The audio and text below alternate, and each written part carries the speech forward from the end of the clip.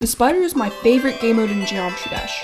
However, many of y'all would probably disagree and tell me it's just a more complicated ball. But it's not that the spider is a bad game mode. The biggest problem is that so many people don't know how to build gameplay for it. So, being voted by myself as the best spider gameplay builder of the game, I decided to compile some of the tricks that I use to create fun spider gameplay for you guys to use.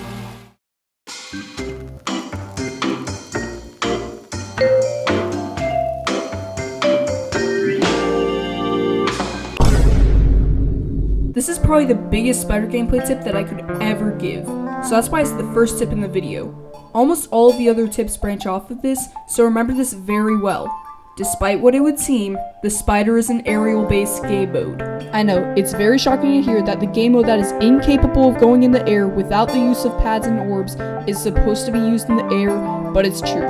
Trust me, your spider gameplay will be a million times better if you make it airborne.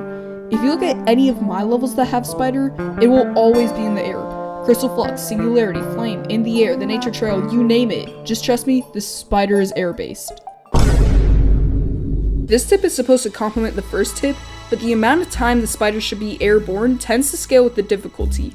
For example, you should probably use the spider the way you're already using it for an easy 2-star, but feel free to go much wilder for a demon level. A good example of this is the level Finger Dash. When you're first introduced to the spider, it tends to stay much more linear. Because this was the tutorial for the spider, Finger Dash has to make straightforward gameplay and treats it like how you should treat an easy level. However, the second spider part doesn't need to do this. You've already been introduced to it, so it makes more aerial gameplay. It's climatic, feels great to play, and is overall a great example of harder to insane spider gameplay.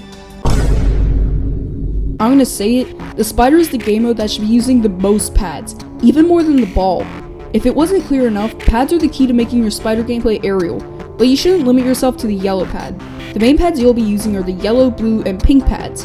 The spider pad is kinda useless in the spider game mode, and the red pad is almost always too strong. But why should you be using those pads? Well, the yellow and pink ones are kinda obvious, but the blue pad isn't. The primary goal of the blue pad is to make gameplay like this part in Glorious Fortress, or this part in the Sour Path. You can use it in other ways, but this is the main way you should be using them. This is another big tip. Get familiar with some of the arrangements. Okay, what I mean by that is that you should memorize some of the spider gimmicks that you should be doing. For example, this arrangement where you hit a black orb and flip onto some pads. The great thing about this is that you can chain them together to make some really nice gameplay. Or this arrangement, which is a blue pad staircase that can work really well in levels that have a medium BPM, like the Sour Path.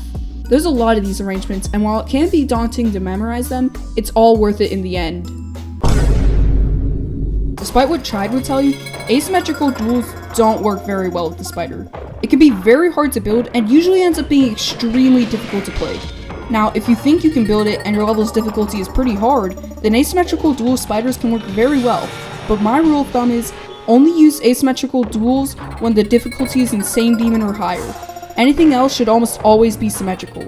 Now, there are a couple cases where asymmetrical duels can work really well when the gameplay is a hard demon or lower, like this gimmick where just one spider is big and the other is tiny, shown off very well in Glorious Fortress, but usually just stick to normal symmetrical duels.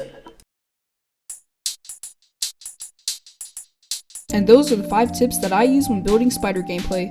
Now, at the beginning of the video, I said that so many people didn't know how to build spider gameplay, but I'd like to give some levels that actually had some really good gameplay.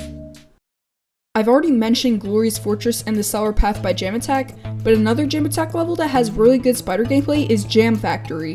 Aperture is another level with really good spider gameplay at the beginning.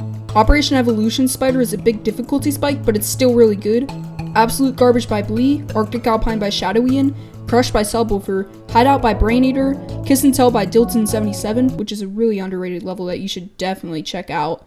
Golden Hour by Frama, Machinal 2 by Tricipital and More, Respite by It's Kiba, Ruby Riba by GD Maslow, which doesn't actually have a lot of spider gameplay but has a very nice asymmetrical spider duel for an 8-star, Say It Back by Zyron, Skeletal Shenanigans by Yo Reed and Airz, Slasher by Whirl, The Underground by Funky Fries, Tricky Treats by Radiation V2 and More, Unknown Void by Alvaro RH99, and Vessel by KizzyBro7. So there you have it, how to build good spider gameplay and some example levels that had great gameplay that I really enjoyed. Now go build that spider gameplay using the knowledge you just gained.